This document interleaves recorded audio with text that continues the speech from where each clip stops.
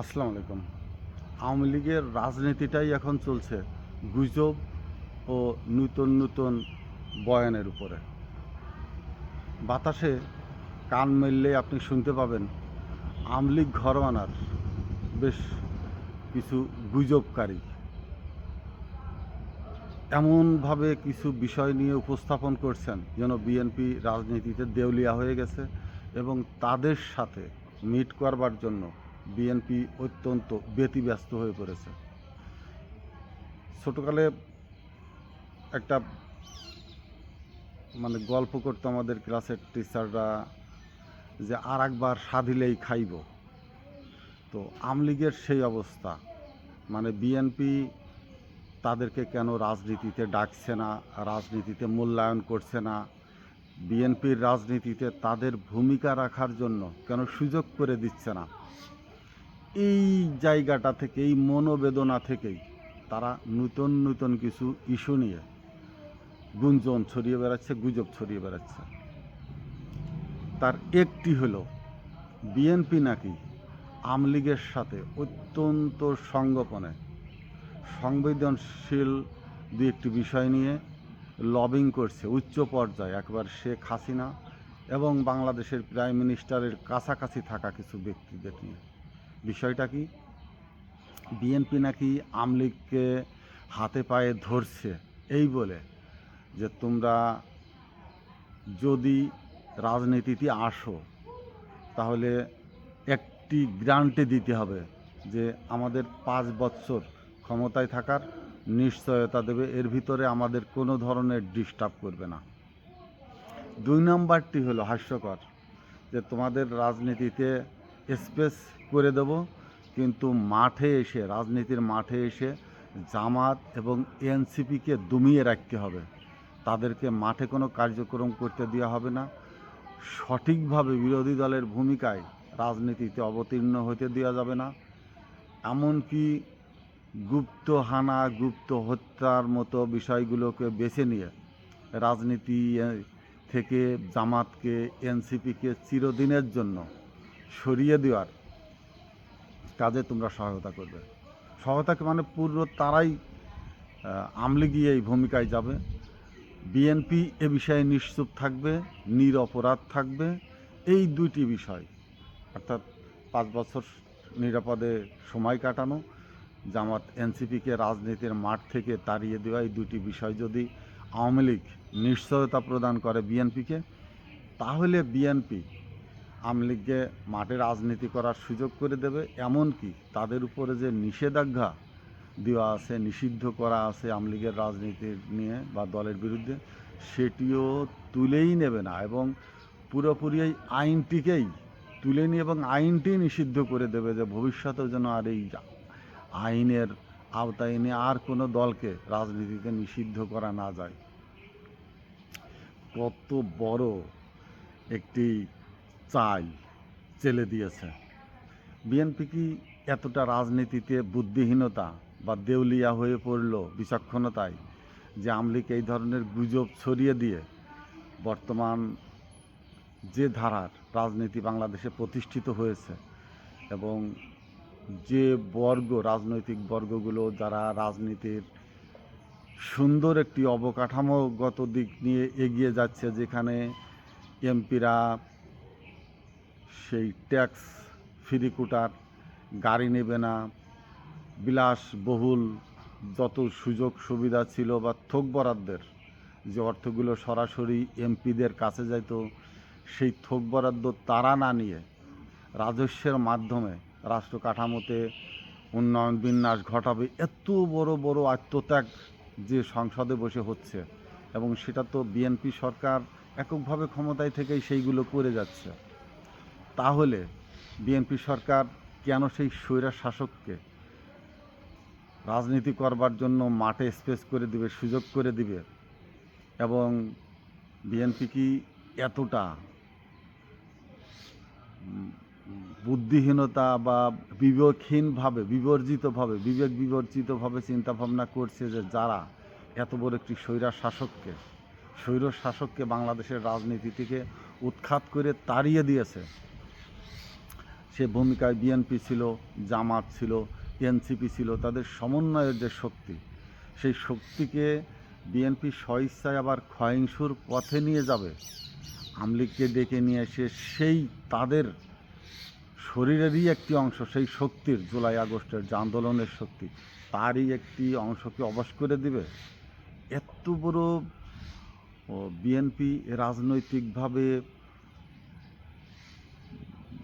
রাজনৈতিক যে বিবেক, বিবেচনা, বুদ্ধি, সুশীল সমাজ বা বিএনপিকেই যারা অত্যন্ত বিচক্ষণতার মধ্য দিয়ে এই জায়গায় অবতীর্ণ করে নিয়ে আসলো, তারা কি এতটা উন্মাদ, এতটা পাগল যে আওয়ামী লীগের এই রেজিম বা এই বয়ান ছড়িয়ে দিয়ে বিএনপির সাথে জামাত বা এনসিপি বা জুলাই যোদ্ধাদের, এখনও যারা জুলাই যোদ্ধা অথচ রাজনীতিতে স্বয়ংক্রিয় নয়, তারা তাদের মতো আবার কর্মজীবনে ফিরে গেছে, এর বিরুদ্ধে রুখে দাঁড়াবে। হ্যাঁ, একটি জায়গায় দুর্বলতা আছে বিএনপির এখনও, কিন্তু সম্পূর্ণ না। যে সংস্কারের কথা ছিল, জুলাই আন্দোলনের পর যে সংস্কারের পক্ষে গণভোট হয়েছে, সেখানে বিজয়ী হয়েছে এবং এই সরকারের দায়িত্ব ছিল সেটাকে মূল্যায়ন করা বা সেই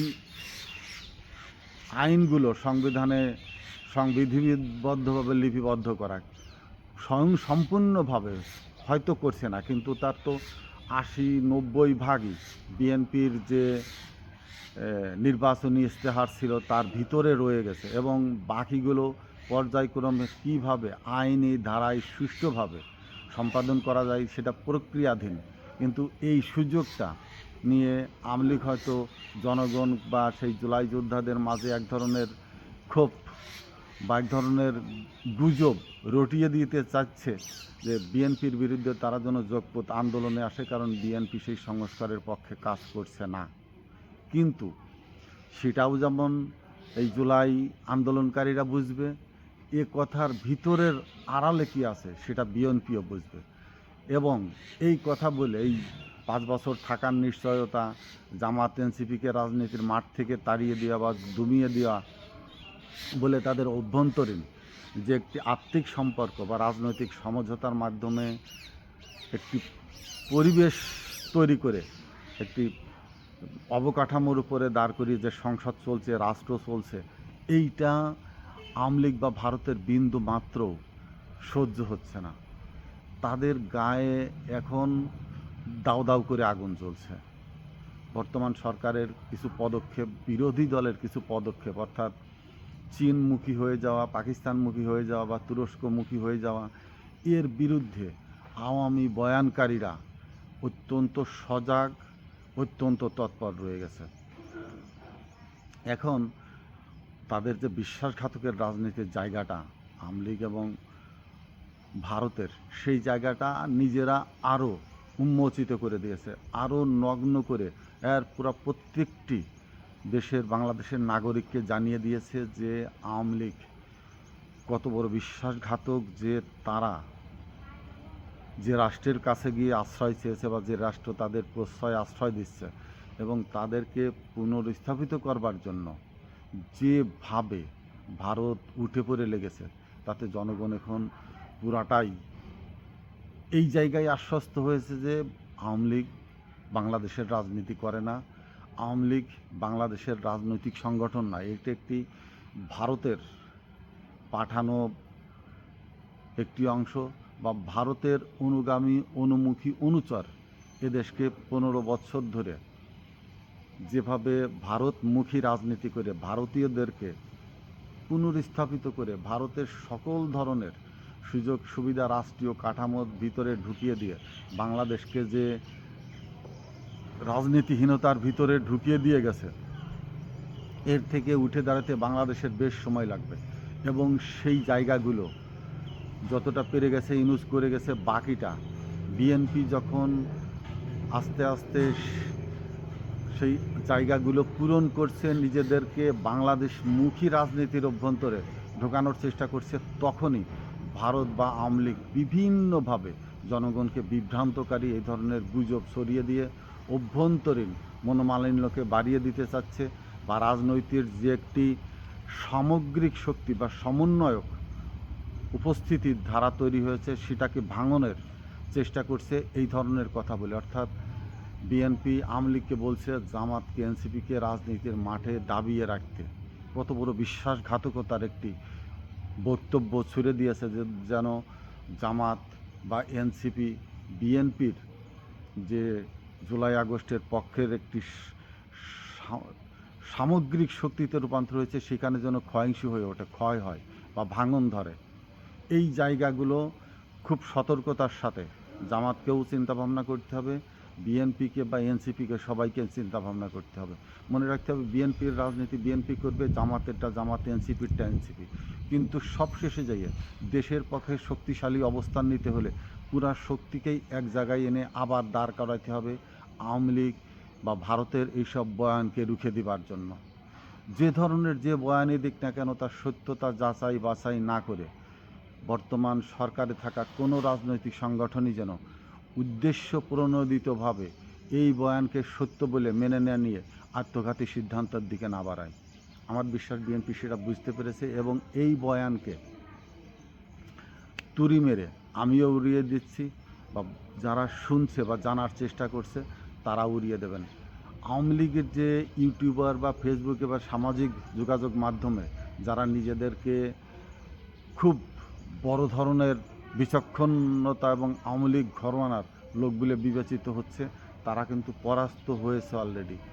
এবং পরাস্ত কুকুর, পরাস্ত সাপ, পরাস্ত শক্তি সব সময় ক্ষিপ্র হয়ে থাকে, সবসময় উন্মাদনার ভিতরে থাকে, সবসময় তারা যে কোনো ধরনের ঘাতকতার ভিতরে ঢুকে যেতে পারে। আসছে 23শে জুন আওয়ামী লীগের প্রতিষ্ঠা বার্ষিকী। তারা যে কোনো ধরনের পরিস্থিতি বাংলাদেশে তৈরি করে সরকারকে নাজেহাল করবার জন্য উঠে পড়ে লাগতে পারে, এবং সেই পরিস্থিতির জন্য আরও শুভেন্দু ক্ষমতায় আসার পরে এদেশে গুপ্তঘাতী, আত্মঘাতী, সুইসাইড বোম্বারদেরকে বিভিন্নভাবে এদেশে পুশ করেছে। তারা 23 তারিখে যে কোনো ধরনের ক্রাইম সংগঠিত করতে পারে, এবং এই জন্যই এই ধরনের বয়ান দিয়ে, যেমন আওয়ামী লীগ চেয়েছে বিএনপি জামাত এনসিপির ভিতরে কিছুটা মনোমালিন্য সৃষ্টি হোক, এবং সেই সুযোগে আওয়ামী লীগ যেন এদেশে বড় ধরনের স্যাবোটাজ তৈরি করতে পারে। এই জন্য যে কোনো পরিস্থিতি হোক 23 তারিখের জন্য বিএনপি, জামাত, এনসিপি সহ দেশপ্রেমিক জুলাই যোদ্ধাদেরকে দেয়াল তৈরি করে রাখতে হবে দেশের অভ্যন্তরে এবং বর্ডারে। যদি কোনো ঘটনা ঘটায় তারা যেন নিরাপদে দেশ থেকে বের হয়ে যেতে না পারে, অর্থাৎ দেশের ভিতরে তাদেরকে আটকে দিতে হবে। তার আগেই প্রস্তুতি থাকতে হবে তারা যেন কোনো ধরনের রাষ্ট্রবিরোধী সংগঠনের কর্মকাণ্ডের দিকে এগিয়ে না যেতে পারে, তার বিরুদ্ধে শক্তিশালী অবস্থান নিতে হবে। আমি একটি উপমা তৈরি করছি। 23 তারিখে প্রধানমন্ত্রী তারেক রহমান চীনে যাচ্ছেন মালয়েশিয়া থেকে। 23 তারিখে আওয়ামী লীগের প্রতিষ্ঠা বার্ষিকী, ঠিক একই দিনে। এই জন্যই আমি একটু স্মরণ করে দিচ্ছি যে 2005 সালে ম্যাডাম খালেদা জিয়া কিন্তু যখন চীন সফরে গিয়েছিলেন 15 তারিখে, তার আসার কথা ছিল 23 তারিখে, দীর্ঘ সময়। ঠিক সেই দুর্বলতার, তার অনুপস্থিতিতে, ভারতের সহায়তায়, ভারতের পুরা পরিকল্পনার ভিতরে ফেলে আওয়ামী লীগের সন্ত্রাসীদের দ্বারা রাজধানীর সহ 50টির উপরে জেলায় যে সিরিজ বোমা হামলা হয়েছিল, সেটি কিন্তু সম্পূর্ণই ভারতের দ্বারা, ভারতের কর্তৃত্বের দ্বারা এদেশে ওই ধরনের সিরিজ বোমা হামলা হয়েছিল। এই কথাগুলো মনে রাখতে হবে। তখন ম্যাডাম খালেদা জিয়া ক্ষমতায় ছিলেন এবং তিনি চীন সফরে ছিলেন। ঠিক একই পুনরাবৃত্তি যেন না হয়। 23 তারিখ আওয়ামী লীগের প্রতিষ্ঠা বার্ষিকী, 23 তারিখে তারেক রহমান চীনে যাচ্ছেন। এই সুযোগে সারা দেশে আওয়ামী লীগ বড় ধরনের সেই 5 সালের মতো স্যাবোটাজ তৈরি করতে পারে, যেটা গোলা বারুদ দিয়ে হোক, বোম সামগ্রী দিয়ে হোক, বা ভারতীয় সন্ত্রাসীদের দ্বারা হোক, এদেশে আবার হয়তো বড় ধরনের প্রতিষ্ঠানে, জেলা প্রশাসকের অফিসগুলোতে, যে কোনো জায়গায়, বিদ্যুৎ ভবনগুলোতে, বড় প্রতিষ্ঠানগুলোতে হামলা চালাতে পারে। এই ধরনের সিচুয়েশন তারা বয়ানের মাধ্যমে তৈরি করে নিয়ে এসছে এবং বাংলাদেশের অভ্যন্তরীণ রাজনীতিকে শক্তিশালী অবস্থান থেকে মানসিক দুর্বল করবার জন্যও তারা উঠে পড়ে লেগে আছে। অলরেডি আপনারা দেখেছেন, আজকে হয়তো যারা একটু জ্ঞাতসারে আছেন, যে বিএনপি বিরোধী একটি সংগঠন অতি দ্রুতই এদেশে নিজেদেরকে প্রকাশ করতে যাচ্ছেন। একটি গ্রুপ, রাজনৈতিক সংগঠনগুলো বিএনপির রাজনীতির বিরুদ্ধে, অর্থাৎ আরেকটি শক্তি তৈরি করতে যাচ্ছে। এর পিছনে আওয়ামী লীগের পয়সা ব্যবহৃত হচ্ছে, বিশেষ করে বাম রাজনৈতিক দলগুলো, যেগুলো আওয়ামী লীগের সময় সাথে ছিল, এবং তারা এখন ব্যক্তি সর্বস্ব কিছু রাজনৈতিক সংগঠন, তারা কথা বলে, তাদের পিছনে মানুষ নাই, কিন্তু তারাও 10-15টি একসাথে হয়ে একটি সংগঠিত হয়ে তাদের নিজস্ব কিছু এনজিও আছে, সেই সব জায়গায় ভারত থেকে পয়সা এনে বা পয়সা ছড়িয়ে দিয়ে আবার এ ধরনের একটি পরিস্থিতি তৈরি করার পায়তারা চলছে। এইখান থেকে সজাগ থাকতে হবে। মূল রাজনীতির সাথে যারা জড়িত, জনসম্পৃক্ততা নিয়ে যেসব রাজনৈতিক সংগঠনগুলো প্রতিষ্ঠিত হয়েছে এদেশে, তাদেরকে এক কাতারে দাঁড়াতে হবে এই ভারতীয় আওয়ামী লীগ রেজিমকে প্রতিহত করতে, এবং ভারতের পরিকল্পনায় আওয়ামী লীগের রাজনৈতিক কার্যক্রমকে সঠিকভাবে রুখে দেওয়ার জন্য, যেটা করার জন্য বিবেকবান, বুদ্ধিজীবী, আইনজীবী, রাজনৈতিক ব্যক্তিত্ব এবং যারা রাজনীতির বাইরে থেকে দেশকে ভালোবাসেন, তারা সামগ্রিকভাবে সরকারের পাশে এসে দাঁড়িয়ে নিজেদের দেশকে আগে রক্ষা করতে হবে। নিজেদের দেশ, আমার দেশ, আমি, প্রত্যেকটা নাগরিককে ভাবতে হবে আমি বাংলাদেশ।